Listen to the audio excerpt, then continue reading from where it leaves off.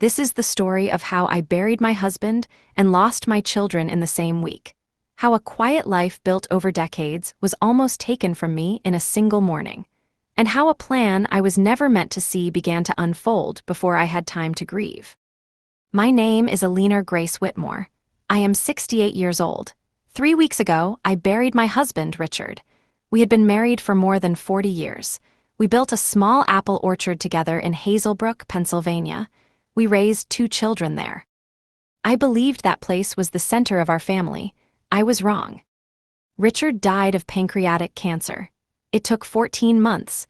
He didn't want Darren or Samantha to know how bad it was. He said it would only distract them from their lives. I agreed, even though I knew they had already pulled away long before the illness. Darren lived in Boston and worked in finance. He rarely came home. Samantha moved from one business idea to another, each one failing, each one funded by money Richard quietly sent her. I told myself distance was normal. I told myself they still cared. They came back for the funeral. They stayed 2 nights. During the service, they stood beside me, stiff and composed. They shook hands, accepted condolences, thanked people politely. They did not cry. They did not linger. They spoke in low voices, often to each other, sometimes to strangers I did not recognize. I watched them and felt something was off, though I could not yet name it. That night, after everyone left, I sat alone at the kitchen table. I told myself the worst part was over. I thought grief might soften them, bring them closer, remind them of the place they came from. I planned to go through Richard's things together the next day. It felt like the right thing to do. The next morning, I made coffee and waited.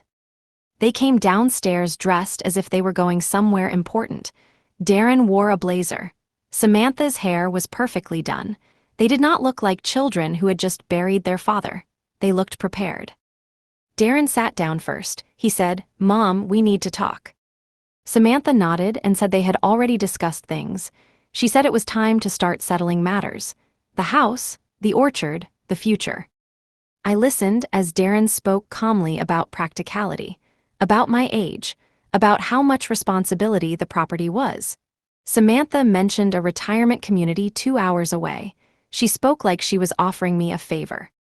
Then Darren placed a folder on the table. He said Dad had signed papers last year. He said Richard wanted them to take over. He said everything was already arranged. I looked at the documents. Richard's signature stared back at me. It was too steady, too clean. He had not signed his name like that in months. I asked where the family lawyer was. Darren said this was faster. Samantha said a developer was interested. $7 million. She said it would take care of all of us. That was the moment I understood. This wasn't a conversation. It was a decision already made. I told them I was tired. I said we would talk later. Darren didn't argue. Samantha smiled like the problem had solved itself. That night, I did not sleep. I lay in the dark, listening to the house I had lived in for most of my life. The walls, the wind, the familiar sounds. Everything felt the same, yet nothing was. By morning, I knew something was coming. I just didn't know how far they were willing to go. By the time I came downstairs the next morning, they were already ready to leave. Coats on, keys in Darren's hand. A small suitcase stood by the door. It wasn't mine. Samantha said they packed a few essentials for me. Clothes, medication, just in case. She said it lightly, as if this was temporary, as if I had agreed to anything. I poured myself coffee and sat down. Darren checked his watch. He said they were on a schedule. He said the developer meeting was next week and paperwork was already moving. He said I couldn't stay in the house during the transition. I asked when they planned to tell me. He said they were telling me now. I said this was my home. Darren replied that it belonged to all of us. He said Dad left the business to them. He said it was time for me to let go. I looked at him and tried to recognize the boy I raised. The one who used to run through the orchard and ask questions about bees and soil. That boy wasn't there. I said I needed to get my medication and some family photos. Samantha agreed quickly. She said to take whatever personal items I wanted. She said they would ship the rest. Upstairs, I moved slowly. Not because I was weak, but because I was thinking. I took my pills. I took my passport and birth certificate. Then I opened the fireproof box hidden in the closet, the one Richard and I had set aside decades ago. Inside was the original deed to 20 acres of land, purchased in my name before we married. Land with water rights. Land no one talked about. When I came back down, Darren asked if I was ready. I said yes. Samantha took my arm. Darren carried the suitcase. We got into the car and drove past the orchard, past the school, past the places where my life had been lived quietly and fully. No one spoke much. After 20 minutes, Darren turned onto a narrow road. It wasn't the direction of the retirement community Samantha had mentioned. I noticed, but I didn't say anything. He pulled over near an empty field and stopped the car. "This is where you get off," he said. I looked at him. Samantha looked confused. Darren opened my door and said the house and business were theirs now. He said this was cleaner. He said there was a gas station a few miles up the road. Then he closed the door. The car drove away. I stood there with the suitcase they packed for me. The road was quiet. I wasn't afraid. I wasn't shocked. I understood exactly what they had done. I started walking, not toward the gas station Darren mentioned, but toward town. My shoes weren't made for gravel roads, but I kept going. With every step, the situation became clearer. In my purse was everything they had missed. And they had missed a lot. I walked for a long time, long enough for the shock to settle and for my thoughts to line up clearly. Darren thought this was over. He thought distance solved problems. He always had. I reached the edge of town just after noon. I stopped outside Miller's Gas and Grocery.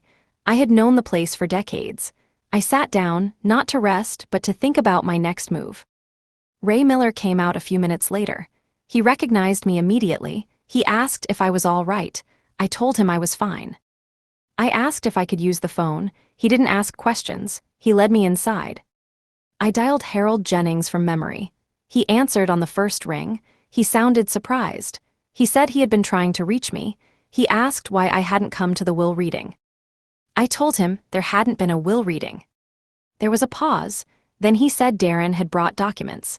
He said the signature didn't match the version Richard had finalized with him the previous year. He said something felt wrong from the start. I told him I needed help. I told him where I was. He said to come to his office immediately.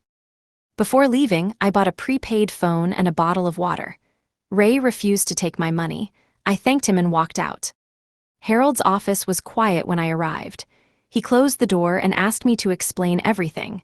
I told him about the funeral, the meeting in my kitchen, the documents, the drive, the roadside. When I finished, I opened my purse and placed the fireproof box on his desk. I took out the deed. He read it carefully. He didn't speak for a long time.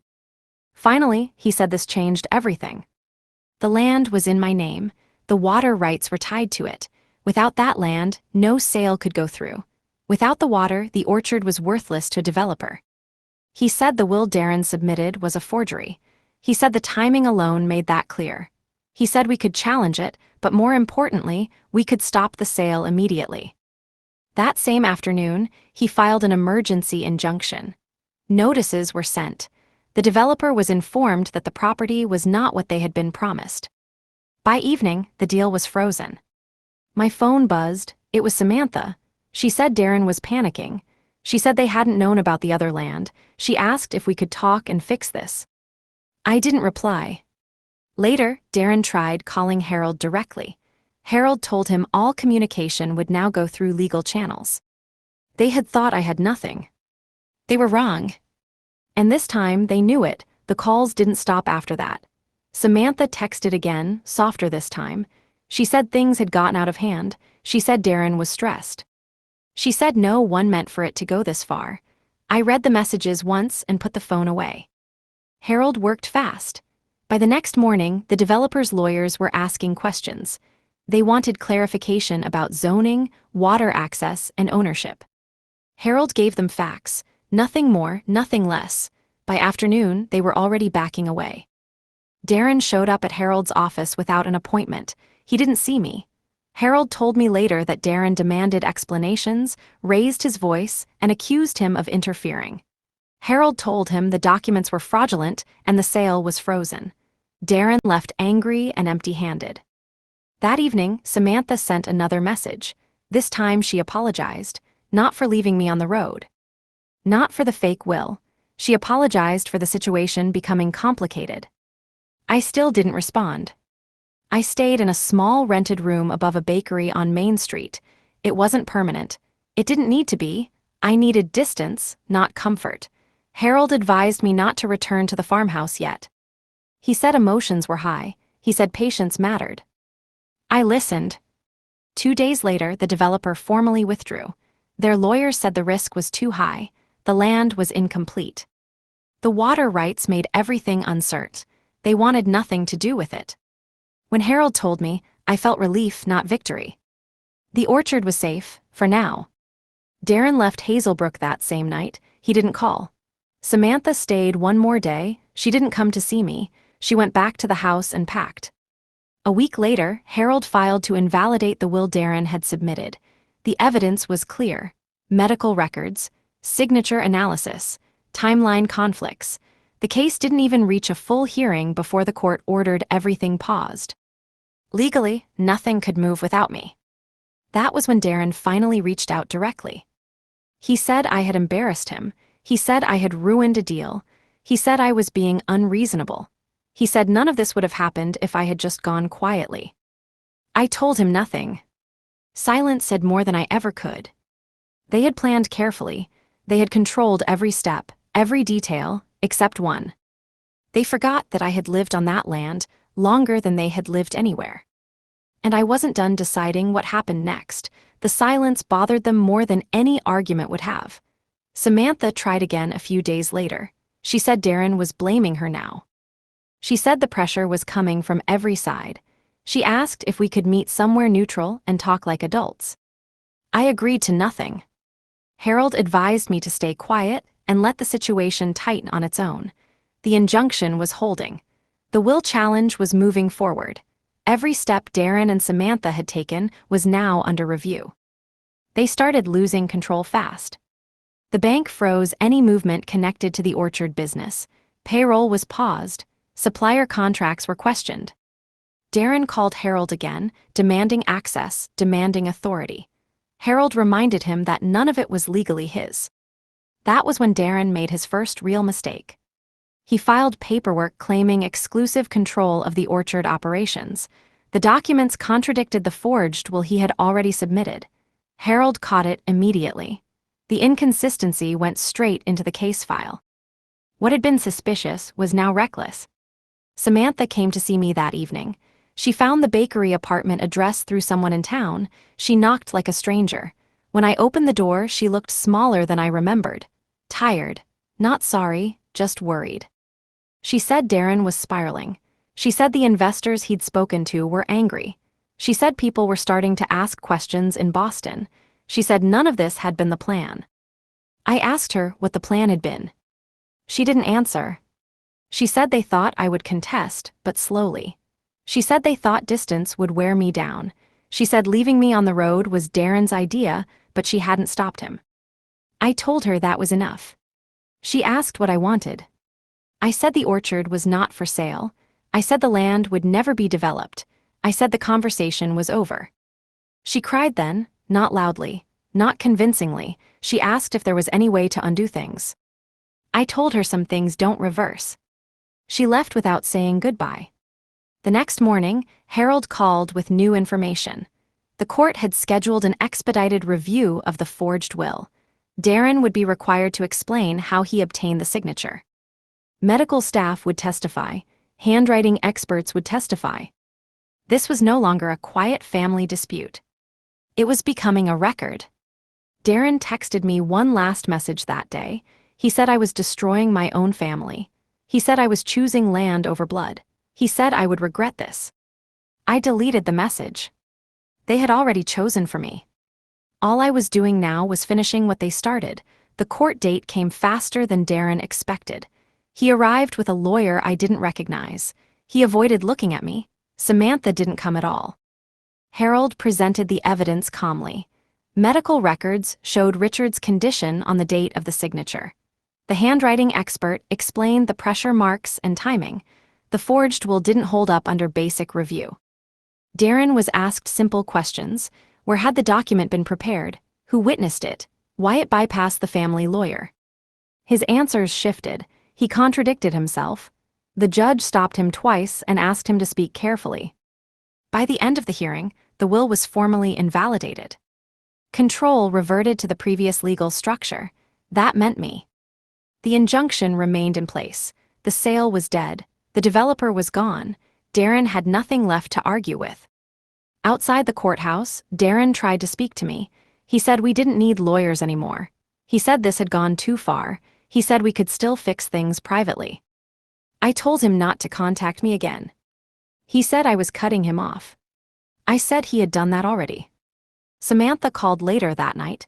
She said Darren blamed her. She said he was angry and scared. She said he hadn't expected consequences.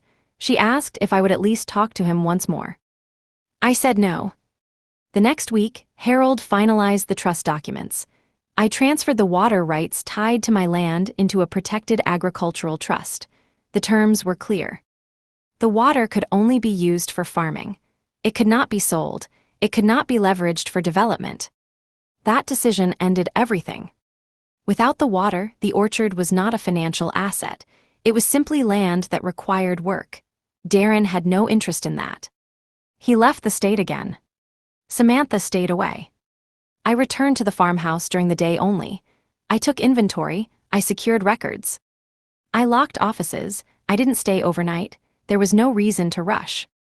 News traveled quietly through Hazelbrook. People asked careful questions. I gave careful answers. No drama, no accusations, just facts. Weeks passed. The orchard went back to routine. Employees returned to work. Suppliers resumed deliveries. Nothing looked different from the outside. Inside, everything had changed. One afternoon, I stood at the edge of the field where Darren had left me. The gravel was still there. The road was still empty. That moment had not ended me. It had clarified me. And there was one final decision left to make. I didn't rush the last decision. Rushing was how Darren operated. I had learned the cost of that. Harold warned me that if I wanted to secure the orchard long-term, I had to separate emotion from structure. Ownership alone wasn't enough. There had to be a future plan that didn't depend on family loyalty. I already knew that. I met with the Hazelbrook Agricultural Cooperative the following week. They had supported small farms for years. They weren't interested in profit flips or land deals. They wanted stability, sustainability, continuity. I told them what land I owned and what rights came with it. I told them what I wanted and what I would never allow. They listened carefully. They didn't interrupt. They didn't negotiate in bad faith. By the end of the meeting, we had an agreement framework. The orchard would remain operational. The Water Rights Trust would support farming only. The cooperative would manage long-term oversight once I could no longer do it myself. No development, no sale. Harold drafted everything cleanly. When Darren found out, he didn't call me. He sent an email. It was long. Angry, he accused me of destroying his inheritance. He said I had humiliated him publicly. He said I was punishing him for mistakes. I read it once. He still didn't understand. There was no inheritance because there had been no respect. Samantha sent a shorter message. She said she hoped I was happy. She said she never thought things would end like this. I didn't reply. I wasn't ending anything. I was closing it. The court finalized the trust 2 weeks later. The documents were filed. The restrictions were permanent. Even if Darren contested again, there was nothing left to contest. That night, I slept in the farmhouse for the first time since the funeral. It felt different.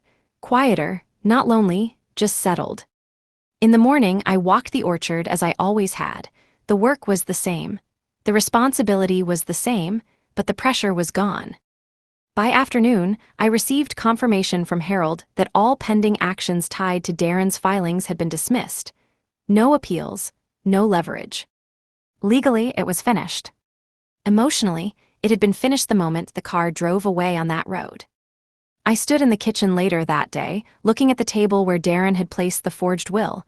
The spot was empty now, clean. That space didn't belong to Betrayal anymore. And neither did my life. There was nothing left for them to take. With the legal work finished, the noise around me faded quickly. Darren stopped calling. Samantha stopped trying. Whatever pressure they had relied on no longer existed. People in town adjusted faster than I expected. They always do. Hazelbrook had seen families break before. It had also seen them survive without drama. I became part of the background again, and that was fine. I moved out of the bakery apartment and back into the farmhouse fully. Not because I felt sentimental, but because it made sense. The house was empty of conflict now. The locks had been changed, the files were secured, there were no surprises left. I didn't announce my return. A few days later, Harold informed me that Darren's lawyer had withdrawn from representing him in the matter. The reason was simple. There was nothing left to defend. The forged will was on record. The injunction history was on record. His attempt to claim control had failed publicly. That kind of record follows a person. I asked Harold one question: whether Darren could ever force another claim. He said no. Not without overturning permanent trusts, court findings, and ownership history going back decades. He said the system didn't work that way. That was enough. I focused on work. Payroll resumed fully. Orders went out. Seasonal planning moved forward. The orchard didn't care about family disputes. It only responded to consistency. One afternoon, I received a letter, not an email, a letter mailed from Boston. Darren wrote it himself. No lawyer, no formal language. He said he never meant for things to become hostile. He said he thought he was doing what was necessary. He said he believed I would forgive him eventually, because I always had. I folded the letter and put it away. Forgiveness had never been the issue. Control was. The next week, Samantha called once more. She said she was thinking of coming back to Hazelbrook. She said she needed time. She said she hoped we could rebuild something slowly. I told her she was free to live wherever she wanted. I told her the orchard was not a place to return to casually. I told her some boundaries don't move once they are set. She said she understood. I wasn't sure she did. The orchard entered full bloom shortly after. Workers moved through the rows. Deliveries increased. The season advanced without hesitation. Life didn't wait for family wounds to close. And neither did I. The last loose end wasn't legal or financial. It was personal. And I knew exactly where it began. The last loose end wasn't Darren or Samantha. It was the story they had told themselves about me, that I would bend. That time would soften everything. That silence meant weakness. I decided not to correct them. Instead, I met with Harold one final time to close every remaining file. He confirmed there were no pending claims, no open challenges, no backdoors left. The trust was sealed. Ownership was clear. Authority rested where it always had. Before I left his office, he asked if I wanted to pursue anything further. Damages, claims, formal action against Darren for abandonment. I said no. I didn't want more records. I wanted fewer connections. On my way out, I passed Darren's name on a courthouse notice board. It was unrelated to me, a minor financial filing, but seeing it there told me something important. His life was moving forward without me in it, just as mine was moving forward without him.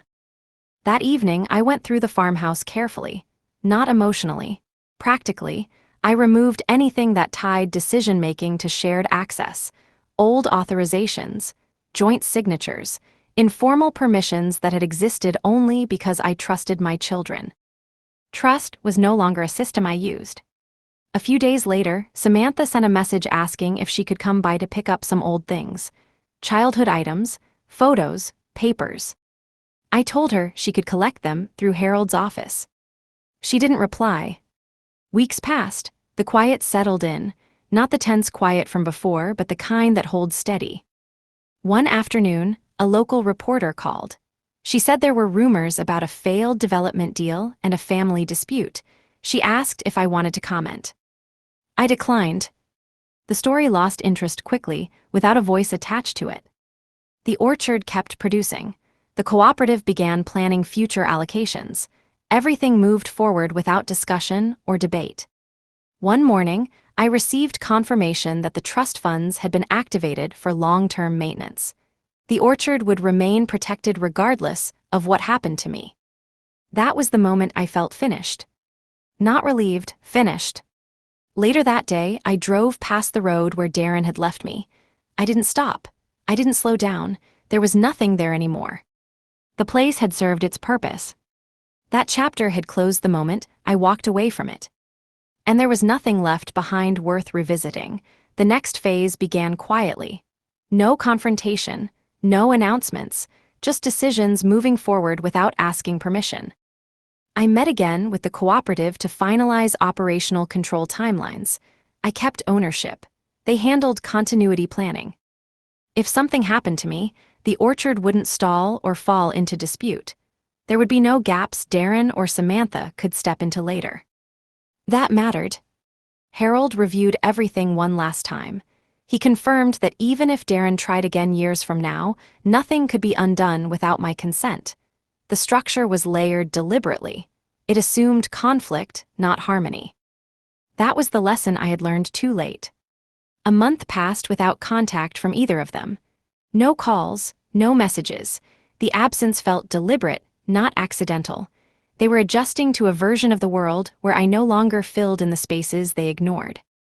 Then Darren showed up in Hazelbrook again. I didn't see him, I heard about it. Someone mentioned his car near the courthouse. Someone else said he asked questions at the bank. He didn't come to the orchard, he didn't come to the house.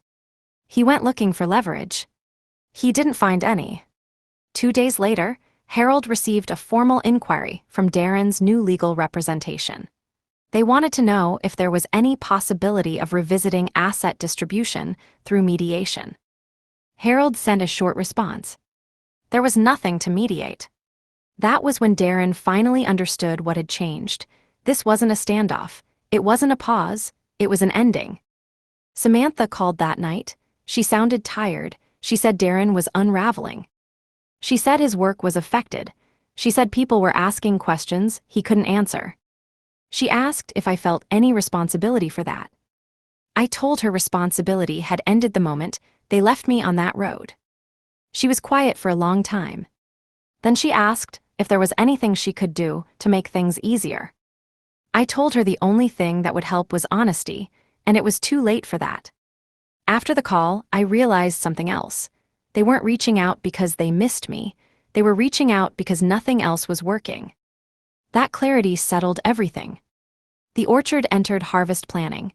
Contracts were renewed, schedules locked in. The work ahead was familiar and steady. Darren and Samantha faded into the background of my life, where distant figures belong. They had tried to remove me from my own story. Instead, they had written themselves out of it. And I had stopped turning back to check. By the time autumn approached, the situation had fully settled into its final shape. No calls, no letters, no attempts through lawyers. Darren and Samantha were done trying. The cooperative began limited oversight trials, exactly as planned. Nothing changed day to day, but the structure underneath everything was now solid. The orchard no longer depended on family agreement. It depended on policy. That was the difference. Harold sent me a short note confirming that the forged will case was officially closed. The court had entered it as resolved, with findings on record. Darren's name was attached to it permanently. Not publicly dramatic, but legally final.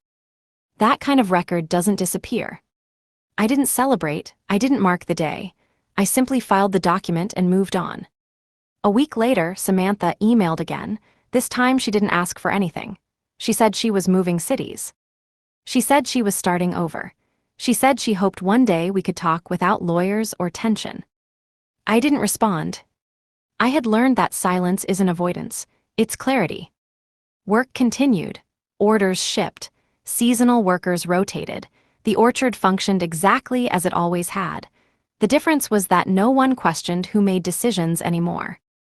One afternoon, a bank representative called to confirm account authority.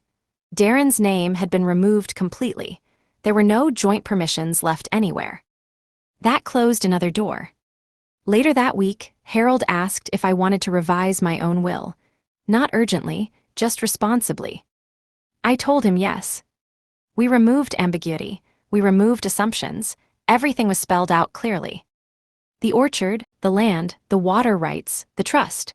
Nothing passed through family lines automatically, everything passed through purpose. When we finished, Harold looked at me and said this was one of the cleanest estate plans he had ever seen. I told him it had to be. That night, I sat alone at the kitchen table again, the same table where Darren had placed the forged papers months earlier. I didn't feel anger when I looked at it. I felt distance. The version of me who trusted without verification was gone. I didn't miss her. The orchard stood because of structure, not sentiment, because of decisions made carefully, not inherited automatically. Darren and Samantha had believed blood entitled them to outcomes. They were wrong. Outcomes come from accountability. And that account was closed. Winter arrived without warning. Work slowed, but decisions didn't. The cooperative finalized long-term staffing. Equipment leases were renewed. Everything was set for the next year before the ground froze. That mattered more than emotion. I received one final notice from Harold confirming that all trusts were active and irreversible. Even if Darren or Samantha challenged again in the future, there was no legal pathway left. The orchard was protected beyond individual lifetimes. That was the point. Around that time, someone forwarded me a message Darren had posted online. It wasn't about me directly. It was vague. He talked about betrayal, about being pushed out of what he believed was his. He framed himself as the one wronged. I didn't comment, I didn't correct him. People who know the truth don't need clarification. A few days later, Samantha sent a short message. She said she had read the court documents. She said she hadn't understood the full scope of what Darren had done. She said she felt ashamed. I didn't reply. Shame isn't something you hand back to someone else. It's something they live with. By January, the town had stopped talking about it entirely. That's how things work in small places. Stories burn fast and fade faster. What remains is what still functions. The orchard functioned. One morning, Harold called to tell me Darren had formally withdrawn from any remaining claims tied to the estate. He signed a waiver. It was done quietly. No announcement, no apology. He had accepted the outcome. I thanked Harold and ended the call. That afternoon, I drove past the courthouse again. I noticed Darren's name was no longer on any notices. Whatever consequences followed him were now private. That was fine. The last thing left was me. I spent time reviewing records from the early years of the orchard. Not for nostalgia, for accuracy. I wanted to be sure the story would be preserved correctly, without distortion or revision. History doesn't need embellishment, it needs clarity. I organized the files. I labeled everything. I removed assumptions. Anyone who looked at the records later would understand exactly how things unfolded and why certain protections existed. There would be no confusion.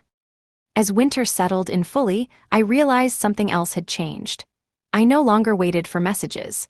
I no longer checked the phone. I no longer imagined conversations that would never happen. That space had closed. Darren and Samantha had become names in documents, not voices in my life. And for the first time since the funeral, that felt stable. The story wasn't over yet. But the outcome was no longer uncertain. By early spring, the legal chapter was no longer active, but its effects were permanent. Darren's waiver had closed every remaining door. Samantha hadn't contacted me again. That silence wasn't temporary. The cooperative finalized its first full-season plan. I reviewed it, approved it, and signed without hesitation. The orchard's future no longer depended on personal relationships.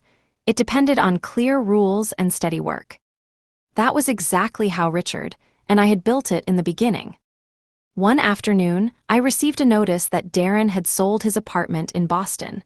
It came indirectly, through a financial update Harold forwarded without comment. Darren was downsizing, retreating, adjusting to a reality he hadn't planned for. I felt nothing. A week later, Samantha's name appeared on a forwarding request sent to the farmhouse address. She was redirecting mail. She wasn't coming back. That settled what words never could. The town moved on completely. New conversations replaced old ones. People stopped lowering their voices when I walked into a room. I became what I had always been before the funeral. Present, unremarkable, unquestioned. That was relief. I reviewed the cooperative's contingency plan again. If I stepped away suddenly, if illness came, if age finally slowed me down, everything would continue without interruption. No one could override it. No one could undo it.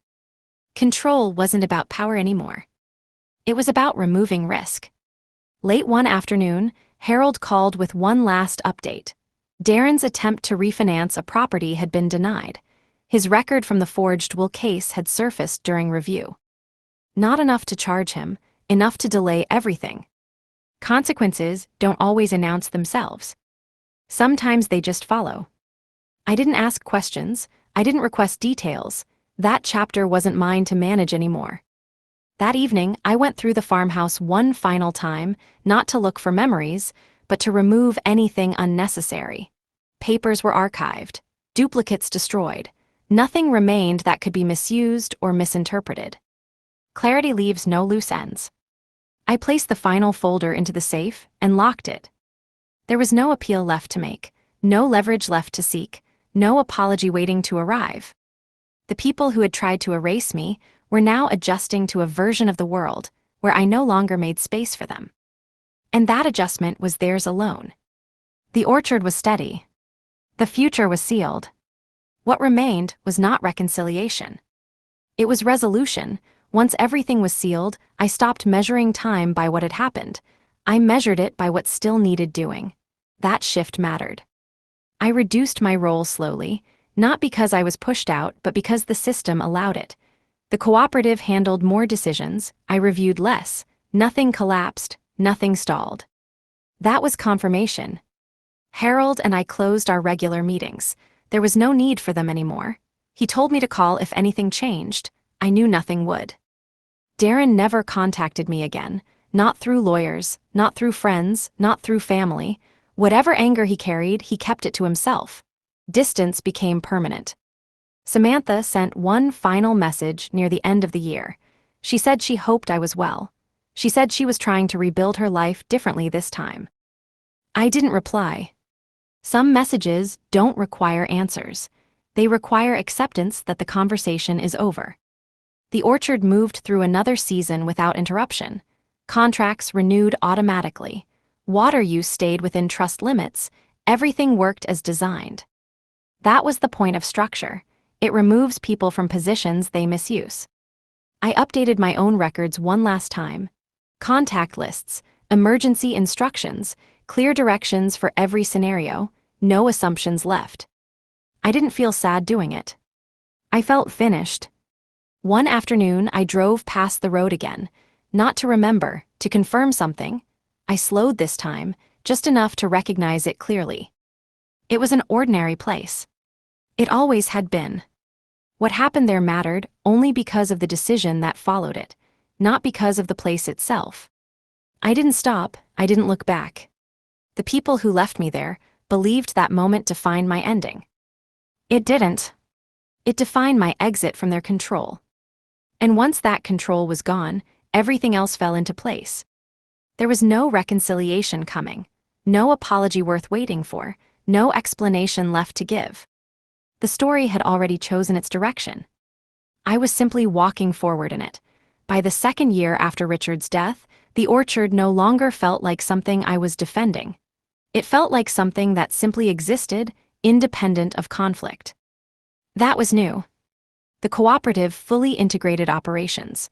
Reports came in on schedule. Decisions were documented. Nothing relied on verbal promises or family ties. Everything relied on records. That was intentional. I stopped attending most meetings. I reviewed summaries instead.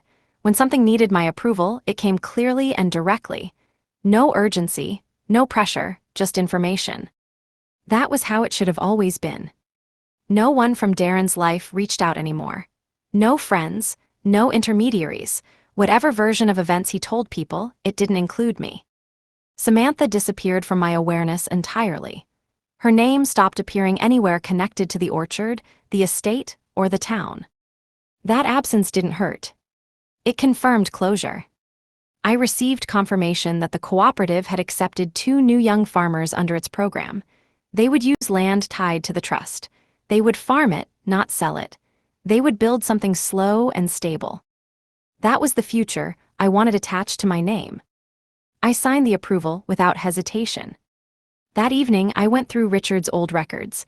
Not letters, not personal items, just logs, dates, crop yields, notes about weather patterns and repairs. He had always believed in documentation, in writing things down so nothing depended on memory alone. In that way, he had protected me without knowing it. I filed the records alongside my own. The story was complete when told accurately, not emotionally. Weeks passed without interruption. One afternoon, Harold sent a final update. Darren had relocated again. No address, no forwarding information. Whatever he was doing next, it was disconnected from everything we had built. Harold didn't speculate. Neither did I. I realized then that I no longer thought of Darren or Samantha as children I had lost. I thought of them as people who had made choices and lived with outcomes. That distinction mattered. I wasn't grieving them anymore. I was done accounting for them. The orchard continued. The trust held. The future moved forward without requiring forgiveness or explanation. And for the first time, I understood that peace isn't something you reach emotionally. It's something you design structurally. And once it's designed correctly, it doesn't break. The final change came quietly, the way most permanent things do. There was no trigger event, no call, no conflict, just a decision that had been waiting its turn. I transferred daily operational authority fully to the cooperative, not ownership. Authority, the distinction mattered. I retained final control but removed myself from routine involvement. If someone wanted access, they had to go through systems, not me. That closed another gap. Harold confirmed the transition didn't weaken my position. It strengthened it. Authority dispersed, ownership protected. No single person could claim necessity or urgency again.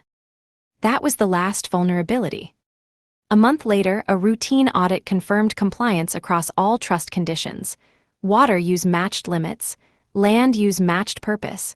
There were no exceptions, no gray areas. Gray areas were how Darren operated. I removed them. I updated my personal files again, emergency contacts, instructions, clear boundaries. If something happened to me, nothing paused, nothing reverted, nothing opened itself to interpretation. That was the point. I received one final message from Samantha. Not a request, not an apology, just a notice. She said she was changing her last name professionally. She said it felt like a fresh start. I didn't reply. Names change, records don't. By the end of the season, the orchard posted one of its most stable years. Not the highest profit, not the lowest cost. The most predictable, the least volatile. Stability outperforms ambition over time. I stopped checking legal updates entirely. There were none. Darren's name didn't appear anywhere connected to my life anymore. Samantha's didn't either. That wasn't loss. That was separation.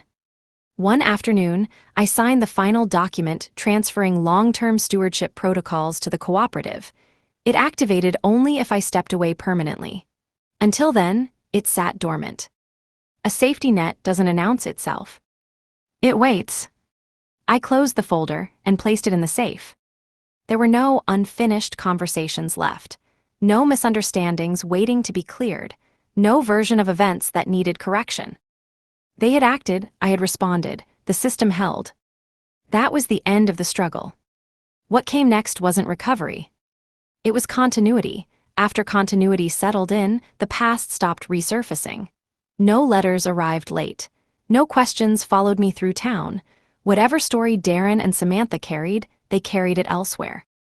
That absence confirmed everything. I received routine reports and signed them without hesitation. The orchard moved through another cycle without disruption. Nothing depended on my presence anymore, and that was intentional. One afternoon, Harold sent a brief note. Darren had tried to open a new business account. It was delayed. Background checks pulled old filings. Nothing criminal, enough friction to slow him down. Harold didn't ask if I wanted to intervene. There was nothing to intervene in. Samantha never contacted me again. No updates, no requests, no explanations.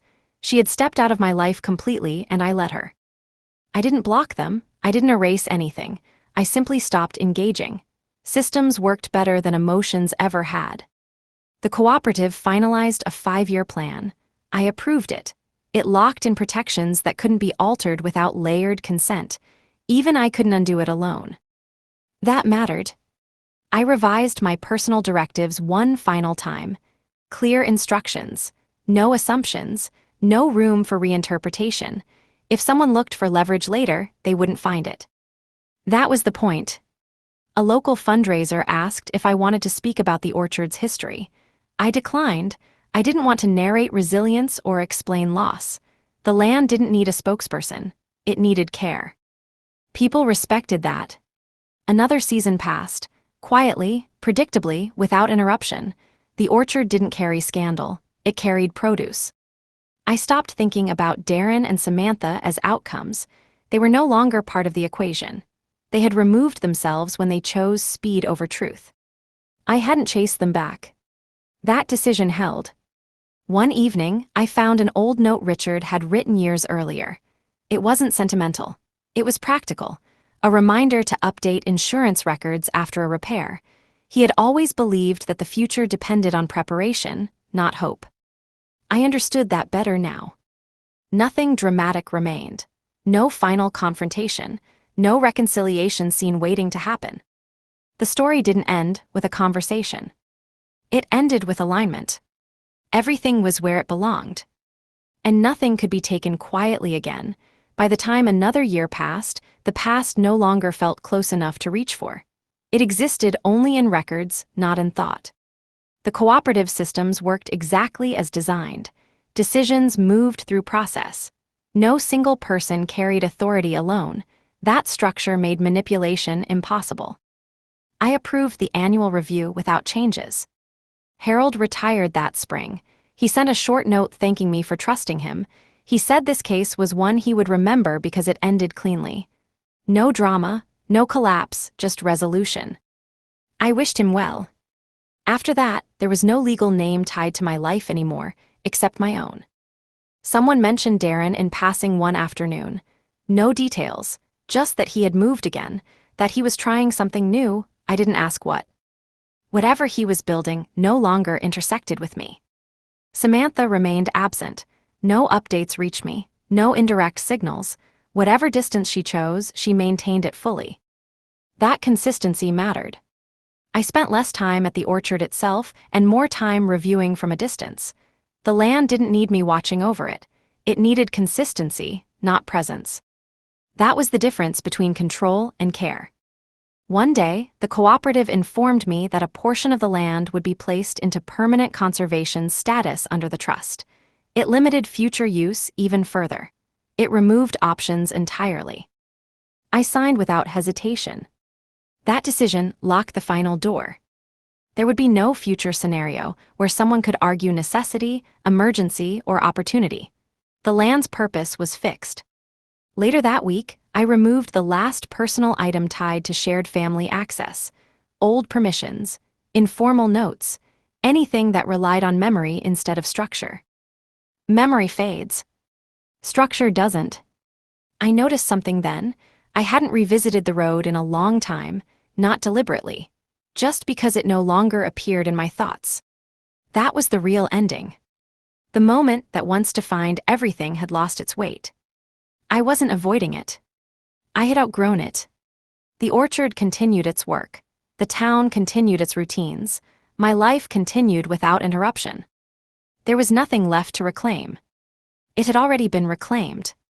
Quietly, completely, the story stopped feeling unfinished once I accepted that there would be no final conversation.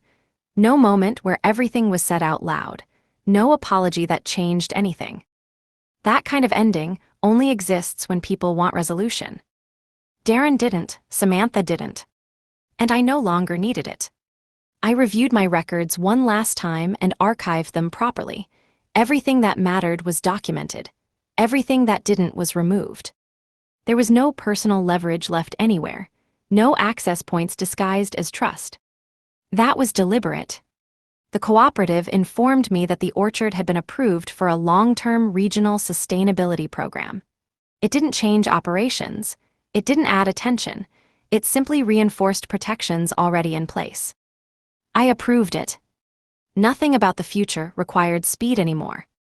I noticed that when people spoke to me now, they didn't reference what had happened. They spoke about current work, about seasons, about planning ahead. The past wasn't erased, it just wasn't central. That was how I wanted it. I no longer wondered whether Darren understood what he had lost. I no longer wondered whether Samantha regretted anything. Those questions had no practical value.